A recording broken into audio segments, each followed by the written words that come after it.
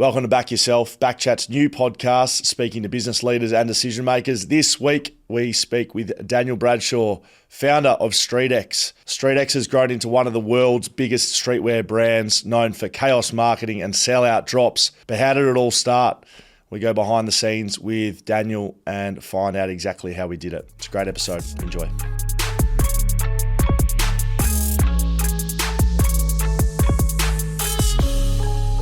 Okay, here we are, Back Yourself, BackChat's new business podcast. Drop the attitude. Daniel Bradshaw. This is not Gucci Smoothie. This is Daniel Bradshaw, StreetX founder. Mate, nice to see you. Thank you for being with us. Of course, mate. Brought in the big guns, I see. I'm going to see how quickly it is before you drop this bullshit. All right, mate, we've become good mates, and it's great to be able to chat to you about what you've done in business, to be honest, because it's been impressive to watch. And I want to get into what's not on social media too. I want you to just give me a little bit of. Yep. You want some. Sounds like you're easily impressed though. No, not by you. Not by you, mate. It's like I don't know how much time you spend on yourself. Well, I've clearly a lot, but reflecting on where you are now for where it began. Yeah, a long time ago. And I want to go back even further from where business began. But what's life like growing up for you? Are you a sibling? Are you? Well, yeah. Sibling. No cool backstory. No cool hard upbringing or anything like that. I was just big into sport, and then obviously, as I think every kid who's sort of grown up in Oz or pretty much anywhere wants to be a pro athlete. Or most kids I knew, we all wanted to be athletes. And then as you get a little bit older, you realise, unfortunately, that's not going to happen for all of us, sadly. So when I got to sort of high school, I was like, oh, what am I going to do if I'm not going to play in the English Premier League? That was my first thing. And then I wanted to be a professional fighter, and then obviously realised pretty quickly that wasn't going to happen either. So with both those things, it's sort of like, you're like, okay, what am I going to do then if I'm not going to go down those paths? When I was at school, I sort of wanted to be... the first thing I resorted to outside of sport was a physio, because I was like, that's very sport involved. If I can't be on the pitch, how could I be as involved as possible? When you fast forward to look at where I am now, it's obviously, you'll see the connection. But from there, I sort of was like, oh, I don't really just want to be rubbing dudes all day or whatever it might be. Girls. Yeah, or females. And then from there, I sort of like, oh, what's the next thing? My dad was always very business involved through his career. So the next thing I sort of looked at was sales and marketing, and my initial thought of that was, oh, is that like I'm just phoning people up and being like a door-to-door salesman type thing? That was my knowledge of the subjects. In high school, you don't really have a sales and marketing. You have an economics class, which is like a diluted version of accounting and macroeconomics, microeconomics, how the world is meant to work. Yes. So that's not something I learned at sort of school. But I just like people. So from there, I think that's where the sort of sales and marketing thing came. So I ended up doing a business degree at university. And again, that was just like an extension of school. School, I did really well in terms of numbers and studying hard, and I did really well in year 12. Year 11, I flunked half the year because my parents just wanted me to do all the hardest subjects. So I did physics and chem and all that sort of stuff, which I had no interest in at all and didn't do well. And then year 12 did the classes I wanted and then went on to uni. Same thing, and I just sort of rote learn as much as I could and cheated as much as I could in assessments. And that was the beauty of university. It sort of taught me to be resourceful because I wanted to do as minimal amount of work. After doing a lot of work in year 12, I was like, this is way easier. I don't have to wear a school uniform. I can wear what I want. There's different people. I can do what I want, and how can I do that with doing the least amount of work? Which now I look back now is obviously not the best way to do it. However, the resourcefulness and learning where to sort of get things from definitely came about in university. And maybe you could call it efficiency rather than cheating. Exactly. It's like find ways to do things in the fastest or best way possible. You mentioned your parents, like were they business owners? Were they entrepreneurs? Were they startups, or did they have regular jobs? Like, they came here from South Africa when my brother was 2 and I wasn't born yet. So they came here. My mum was a hairdresser of all things, and my dad had been in the SA Army, and then was just always quite entrepreneurial and involved in business. He got into a lot of tech sort of stuff, and then was a software engineer and all in engineering sort of space. And he did it really well for himself here, working at a number of massive companies and at a number of startups. and did well for himself. And then he obviously got into a little bit of trading and financial stuff as he got older. So he has done well for himself, but they are hardworking people from no real point of affluence or high education. They just worked very, very hard. Do you reckon that's what you took For most sure. out of them? For is sure, like yeah, hard work? Yeah, 100% hard work. I mean, I look at, obviously, myself. They came to Australia when they would have been 28 and 30. I looked at myself when I was 30 in little old Perth, set up with a great business, but my life didn't just get changed completely and moved to the other side of the world where you know no one. That's a good point. That's a good point. So speaking about school, about uni, about sort of that journey, at what point do you start thinking, well, you know, I want to start my own business, or I don't know. I've just always been someone who doesn't like being told what to do. That's just always been my mentality. With coaches when I was young, when I played soccer or football or fighting, I would always be the kid on the field with long hair, earrings, colourful boots. When I was fighting, I wouldn't wear any fight stuff. I'd train in a soccer jersey and shorts. I'd want to be the guy who could beat up someone in good gear. That was always my mentality, is how can I be different? And when I was at school, the exact same. Free dress day came, I had pink shoes on. There was always something where I wanted to be different and have what other people didn't. And that's sort of why I started the business in the industry. I mean, now streetwear is very much built off the exclusivity and having things that other people don't. So I think that's where that stemmed from. And then now to where I'm in business today, that's how a lot of the creativity comes, is constantly looking for something that someone else doesn't have, or how can we take something and do something else with it that no one else has done. Did you start something, whether it be the business you're doing now, or did you start something before what is StreetX now, and it failed? Yeah. I was at university, and me and one of my mates started selling fake NBA hats and jerseys off Facebook. We found like a Chinese website, which we thought they were real. And obviously, as you get older, you realise things aren't. We just found a jersey place and a hat place, and someone else was doing it. And we were like, instead of buying them from them, why don't we just buy it cheaper and then we can sell them too? So we just sort of did that. Made zero money and it failed miserably. Did it have a business name? Did it have a name? States Marketplace. Yep. Right. And I've still got some of the hats in our warehouse now, boxed up, covered in dust. As a reminder, don't go all in on things without a bit of understanding of what you're doing. But yeah, that was where it sort of started. And then from there, when I finished university, I was like, a lot of my friends, same thing, finished university, like, oh, cool, we got a degree, what do we do now? And I think that still happens to this day. It's one thing I noticed at university, I was like, I'm just sort of rote learning like I did at school. You get given a sort of a mock exam, you know what the framework of the exam is going to be. Cool, how can I work that out the best way to know what I'm going to get and just prepare for that and then execute that. When I'd walk out of university, I don't remember anything, I just did. So that was one thing I sort of had a problem with learning at high school and university. And then when going into the business world, I was like, I don't really want to just go work somewhere for someone. Like I didn't see any positive in that. So I again got a loan and started the business. And then, fast forward 15 years, we're here. Yeah, but it sounds like when you started, like perhaps you didn't think you were getting into maybe correct me if I'm wrong, but you're not getting into business. You just want to do something where you can control it yourself. I just want to not be told. I went into it with no perception or understanding of money or success. I just went into it like, this is what I want to do. No one can tell me what to do. I'm going to do it. And then, I never thought I'd be able to buy a house or even a car. I didn't think anything when I started. I was like, I just want to do this. Yeah. There was no forward planning. There was no goal setting. There was nothing. What was it? Like, if it was nothing, what was it? I was like, why can't I do it? So, but what was it though? Like, what did you actually do? Did you go and buy some T-shirts? Literally got a loan, worked out how to buy a business name, do a trademark, set up a website, buy some stock. So we sourced a bunch of different stock from around the world from brands rather than selling our own stuff. I didn't know how to create a brand. I was like, cool, I've done a degree, but that doesn't mean you can start a brand. Right. So we started selling a bunch of other brands from around the world. From where? New York, LA. No, where are you selling them from? Oh, from my house. And then our Shonky website we'd set up. And then we did a few pop-ups. But the website, it's like, people don't understand it's a different world.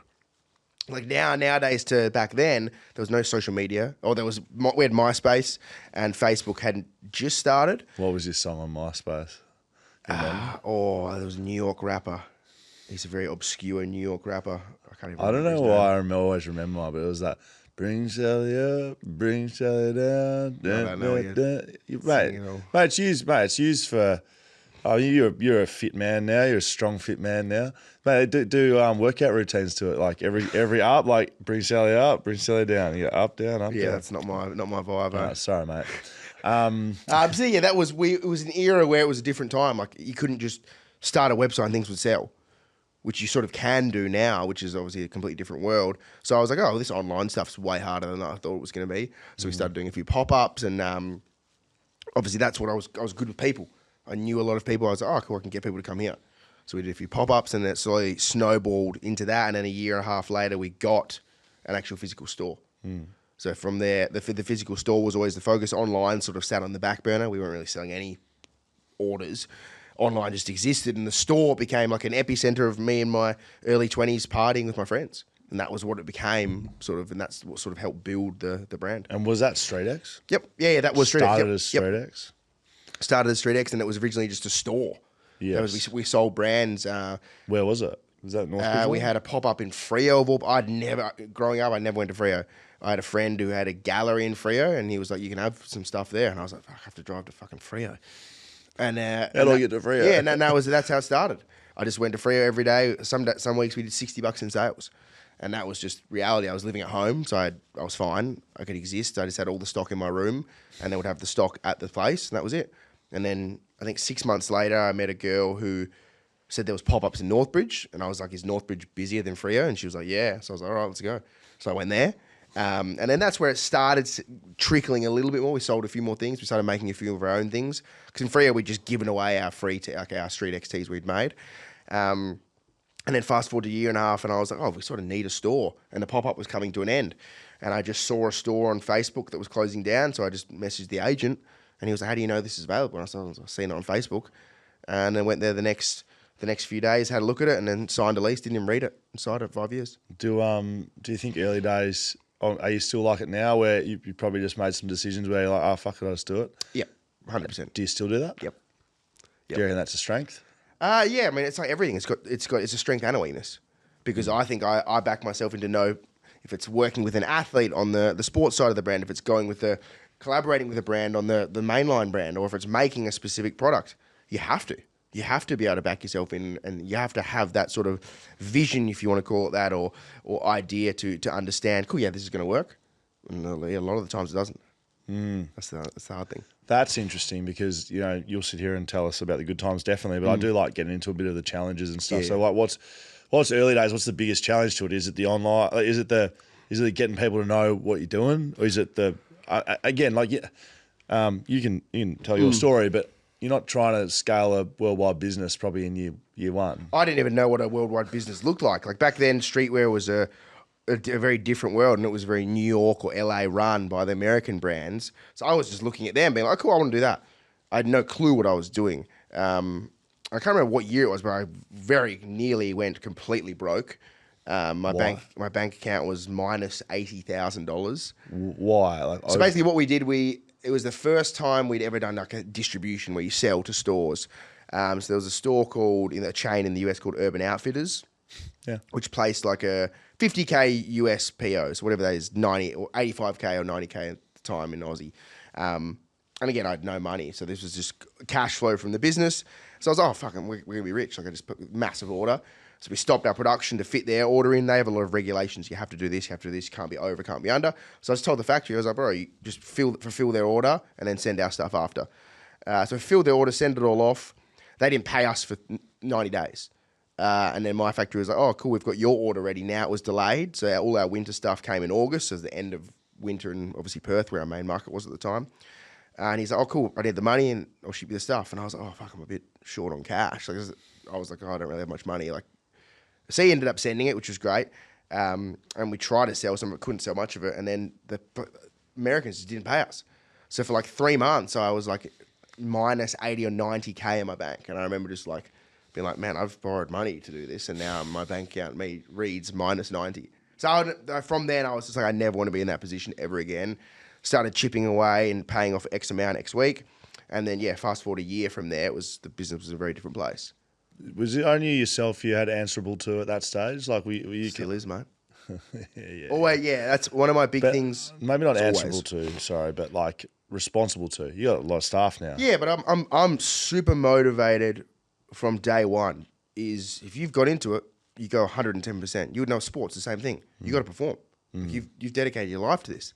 So I don't need someone above me to tell me what to do. I don't need someone to tell me to work 70 hours. I don't need someone to 80 hours, whatever it might be. I don't need someone to tell me to do that. I'll do that myself. I chose to do this. Yes. So I want to do it. So I'm so excited to do it. So the only thing was hard was like, fuck, I got heaps of debt. Like I just had no money.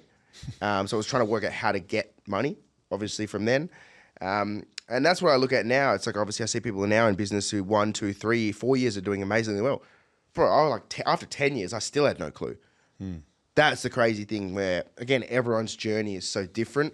Everyone learns at different rates. For some people, that's great. For some people, that's bad. My biggest thing is just being the last one standing. Keep being able to do what I want to do. Keep growing and keep doing different things as opposed to just rushing to do something. Because I've been stuck in that rat race before. I still make mistakes to this day, getting stuck in things I shouldn't be doing. But it's hard. It's trying to get like almost that northern star or whatever you want to call it. Cool, that's the direction I just got to keep going. I can veer off here. I can veer off there. As long as I keep going that way is the most important thing I find. So what about fashion in itself as an industry? Yep. Like, has that presented its own challenges given that, I don't know, like you said you love sports growing up. Like, Yeah. I don't know. Fashion sucks. I mean, it is. It's just like, it's lame. I mean, to me personally, that's why I think it's really lame. The thing I like about it is obviously self-expression. I'm not interested so much in what the market is necessarily doing because I think some of it's really lame. It's really bad.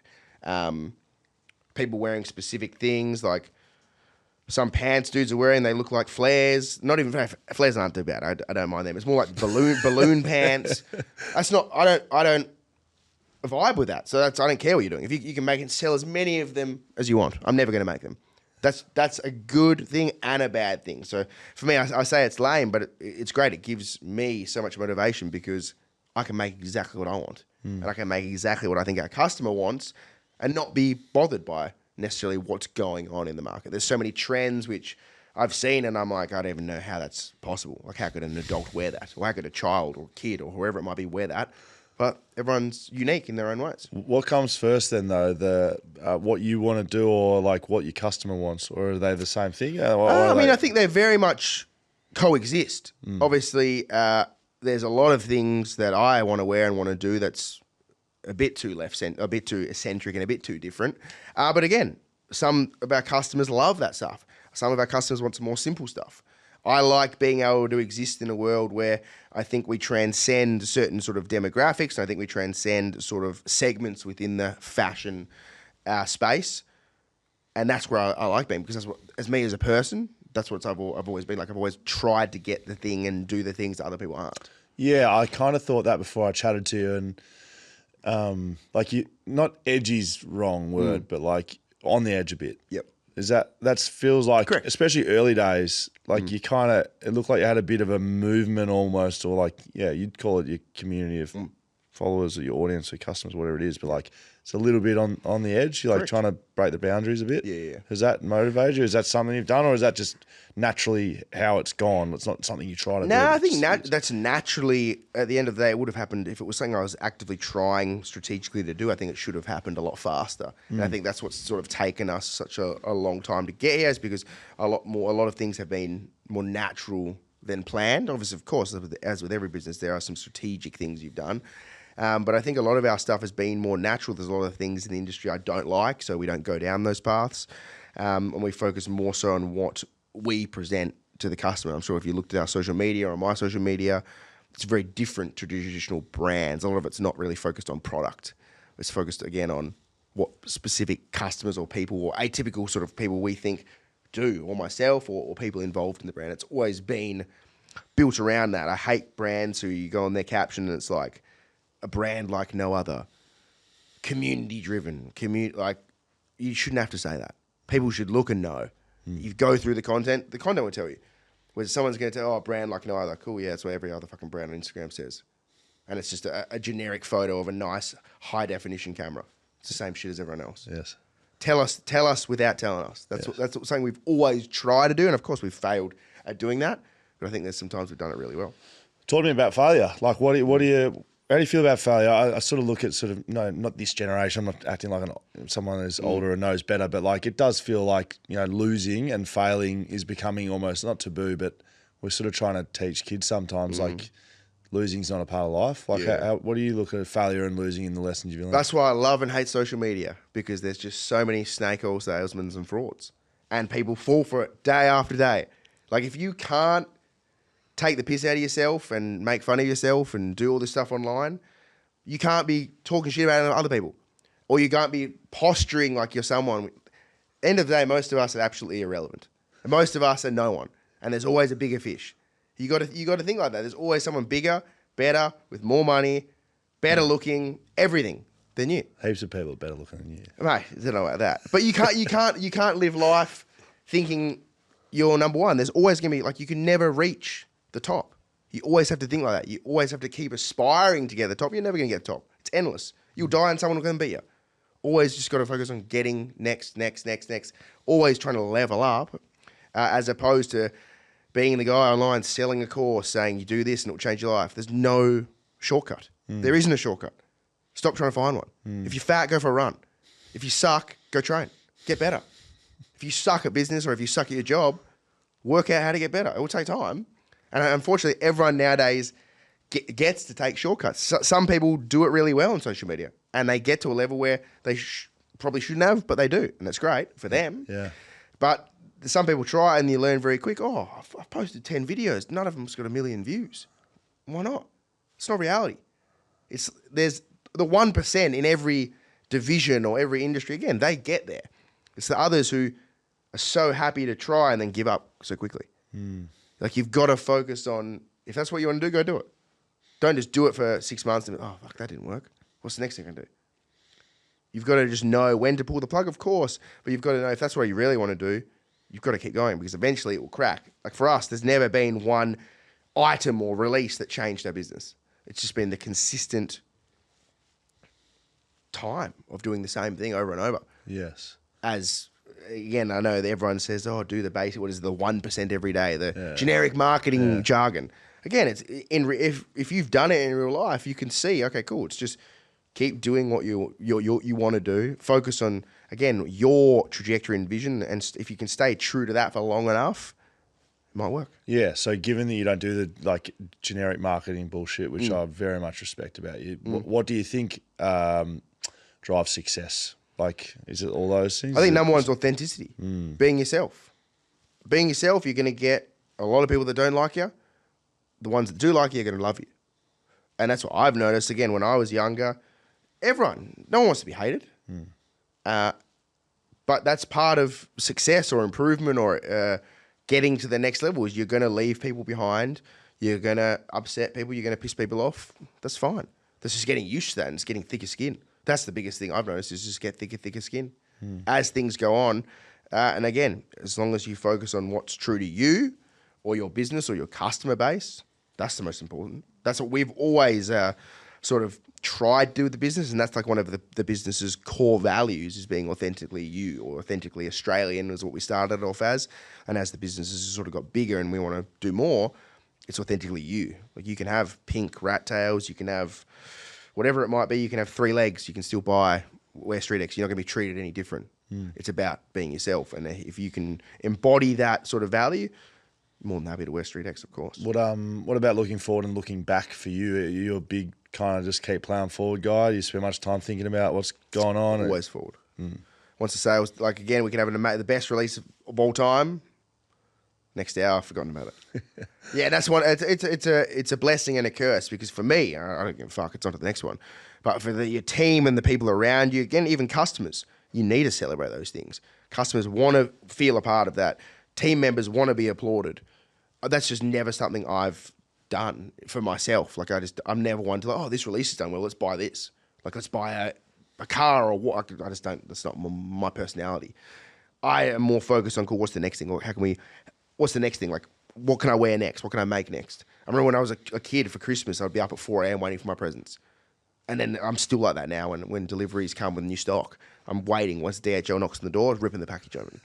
That's how I know I'm still interested in the business. Well, it's interesting, like your partner, former professional athlete, very good sort, too good for you. Definitely batting well above your average. But that mindset, all you're talking about is sport mindset, really. Exactly. It's the exact same. It's never heard you say that, but like it's identical, right? But that's even the same, like even the joke you made about Liz.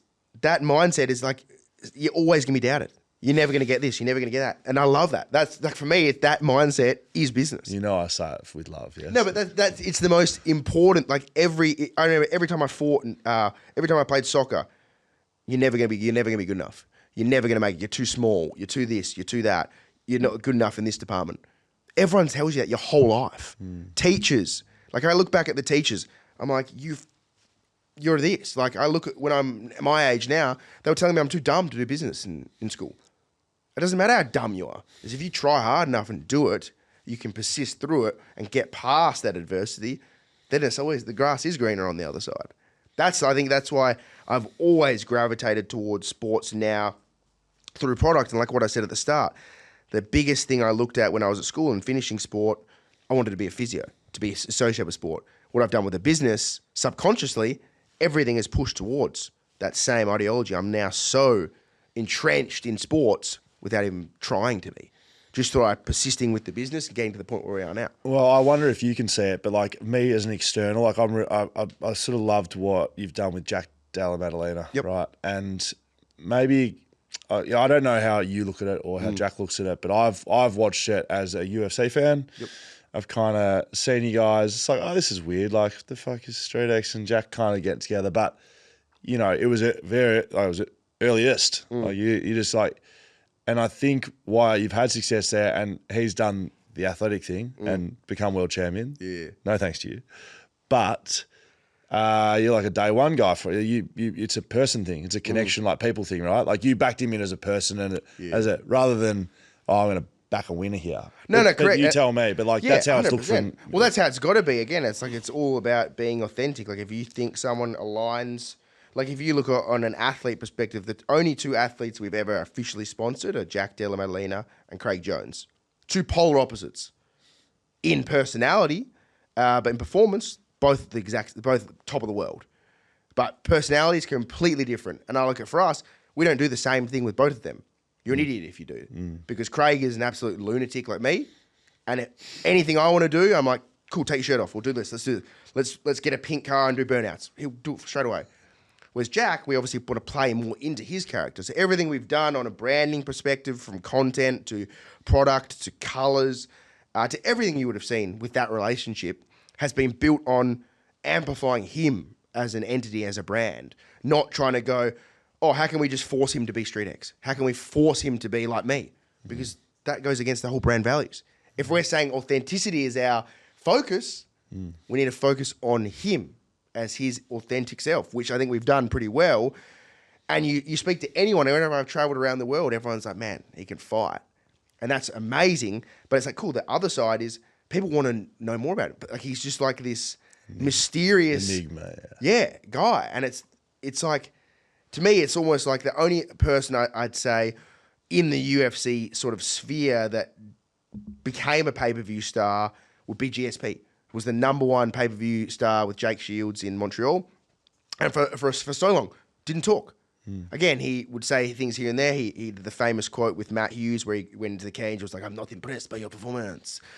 There was that. That was the extent of his marketing. So I would always, when people always say like that, oh, Jack's not a star, I'm like, look at GSP. All he has to do is win. And that's all he's doing, is winning. All he has to focus on is fighting. All the other stuff will come. He doesn't have to worry about running around shirtless or being in his jocks like me. He can fight. That's what he is so good at. And again, I assimilate that to business so well because it's like he is such an expert in one thing. In a business, that's great. If I can be an expert in one thing, when you get to a certain point and you've got a team, it's great. But until you get to that point, you can't just be an expert in one thing. So for me, going up through business, I was trying to do everything. And as we've got to the point now where I sort of think I know what I'm doing a little bit better, I can focus on sort of what I think I'm good at within the business. The big part that socials play a part of what you guys do. I was keen to hear your thoughts on sort of reality and perception and reality of you, like you personally. So like, not that I know you, not that we're best mates, but I feel like I know you off camera as well as probably this Daniel. And then social media, whatever the fuck you're on over there. So what's the go? Is it? I'm an absolute dickhead. But that's the thing that's being but you correct. I love being. You now you're a dickhead, or are you on socials? You're a dickhead. He's definitely a dickhead on socials. But I mean, whenever I say like, I mean that in a positive way. Like it's the Australian way. Like you say the C word, you're saying it in an endearing way. I don't say I'm a dickhead as I'm a mean, rude person. I say I like fucking with people. I like having fun. I am very self-deprecating. I can take the piss out of myself. I can lose on camera as many times as possible. But I'll also have a crack at someone else and lighten the sort of the setting. I've always been like that. I've always been a people person. I love being like a little ankle biter, just revving people up, getting reactions, getting emotions. That's where it sort of stemmed from. I was never a quiet kid growing up at school. I hit puberty very late and was always the little one. But I'd be having a crack at them all, just nibbling at the ankles, getting reactions from people. And I'm sure anyone who knows me or is friends with me will tell you the same thing. I'm not a quiet, introverted person. So if you met me in person, I don't think there'd be anyone who wouldn't say this. I'm a lot like I am on social media in person. I thought you might be more introverted than you potentially are. I'm out all the time. So like, again, I'm always working or I'm always traveling or doing something business orientated. When I'm not doing that, I'm at home. I don't do anything. Doesn't mean I'm introverted. That means that when I am not focused on something, I want to chill. All I want to do is be at home with my partner, my kid, and be at home. If I'm not traveling, I don't go drinking, I don't do anything. I've done all that. So when I do go out, it's 300%. That's what I like, I never ever want anyone to meet me and be like, oh wow, that's not what I expected. Because I've had that experience with many famous people, with celebrities, and it's not. It goes back to the root of this discussion, it's authenticity, and that's what I think I've built my brand on. There's nothing worse than meeting someone who you've been so excited to meet or see. And I'm a massive sports fan. Like me, right? I gotcha. But even in Australia, it is AFL. And I've met some players, and I'm like, man, you suck, eh? Like me, eh? Like you're like people you're inspired by, and you aspire to be, and you think that you build this picture of what the world is and what this person is and what they've built, and then you meet them, and it's like, So like from that, there's a pro and con there. I think the biggest thing I did when I was young is started traveling and realized this. Like I was amazed by these US brands. I thought these US brands were the best things ever. When I was 21 or 22, I flew with a couple of friends to the US and met them all. And I was so nervous. But then I was like, you're just exactly like me, but older in another country. And from there, I was sort of like just desensitized to the idea of celebrity or whatever you might be. Because at the end of the day, man, they're generally just like you. They've just got lucky in their specific world. Again, I'm not saying lucky to downplay what they've done, but a lot of people get to where they are through luck is persistently doing what they're doing and doing it well, and then timing. A lot of people succeed that way, and definitely in my case I have. So when I've met sort of athletes who I've grown up playing FIFA, playing with them, and I meet them, I'm like, God, it's pretty cool. You're just like me. Like you're just like you're a person. Yeah. But I think the idea of celebrity and people looking at, obviously you're attached to a screen all day, like you're like, you don't know what those people are. Yeah. And that's when I think for me, a big thing was sort of realizing that from a young age is you need to be yourself. As soon as you try and be someone else or try and do what someone else is doing, and I see it all the time in business, especially in the industry I'm in, every lookbook, every video, style to product to colors, it's carbon copy. You can open 5 women's activewear brands in Perth. It's the exact same thing with a different logo. It is what it is. And now the whole thing in social media now is founder-led brands or creator-led brands. And it's people forcing themselves to do that. And it's inauthentic. You're not good for a camera. Get off the camera. Or if you think that's going to be your new thing, yeah, that's great. Put the same amount of effort you put into your business, into training, into learning, go to acting classes. That's the thing, for sure. But I think for a lot of people, it's inauthentic. I'm just lucky that I grew up loving a camera. I grew up being happy to be around people. That's played to my strength. There's a lot of things that haven't played to my strengths in business and will continue to do that. TikTok's a massive platform. I didn't like it for a long time, but then there's obviously ways and strategies you can use to change things on there and do things differently. But there's always things that are going to happen that's not going to be within your wheelhouse. Either you adapt and change and go with them, or you stay with doing what you're doing. So if you look back to in your house, your mum's house, wherever you were when you first started StreetX to where you are right now, like where are you right now? Like without having to sell what you're doing, like where's the business at right now? Good, amazing. I mean, it's What is it now? If it was selling 50 I t-shirts, mean, if it was an embarrassment back there, it's pretty damn good now. But it needs to be bigger. Right. I mean, that's my thing. It's the whole attitude I've always had. Is like it's amazing. Like I'd imagine friends or whatnot looking in think it's amazing, and I think it's amazing too. But I never sit back and be like, "This is so cool," because I'm always looking the next thing. There's Nike. I'm not even a pebble. I'm not even close. Not even a grain of sand compared to Nike. But I want to be as big as possible. So it's great. Like we've done an amazing. We've employed a lot of people over the years, given a lot of people jobs. We've given a lot of people at our factories we deal with jobs. Spend a lot of money doing what we do. And we've had a lot of damn fun doing it. But for me, I'm still at the start. Still year one. Like there's so much more I want to do. Like I just want to backflip at all times because I just get restless. Like we're not where we need to be. We're not where we need to be. We need to be more. That's just always been my mentality. Will you always be out of Perth, do you think? I mean, like... No. The plan is I ideally either continue being based here or move. I really want to target the US market more. We've obviously launched a business there, and we've got a third-party warehouse there. We launched that earlier this year. So that would be a big push, even more so for next year, and ideally potentially move there next year and just travel. Because that's a big part of what sort of set me apart from the start is traveling, and that's where all the experience comes from. You learn and understand how things work. Traveling? Yeah. And meeting people within the industry, meeting people who are suppliers or partners or people we worked with, everything good comes from traveling and who you meet, as opposed to sitting in a dark warehouse working 80 hours a week. It's good. So if you look back to teenage Daniel, knowing everything you know right now, what would you tell him? Start sooner. Start sooner and don't give a fuck what anyone says.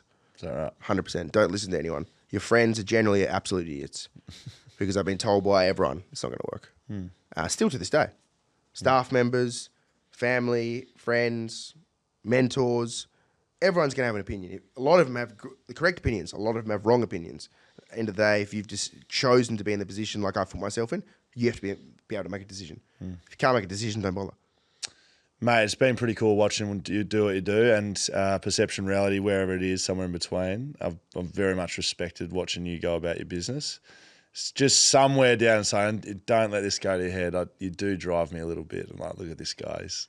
Hey, I just imagine I get a lot of people unfollowing me.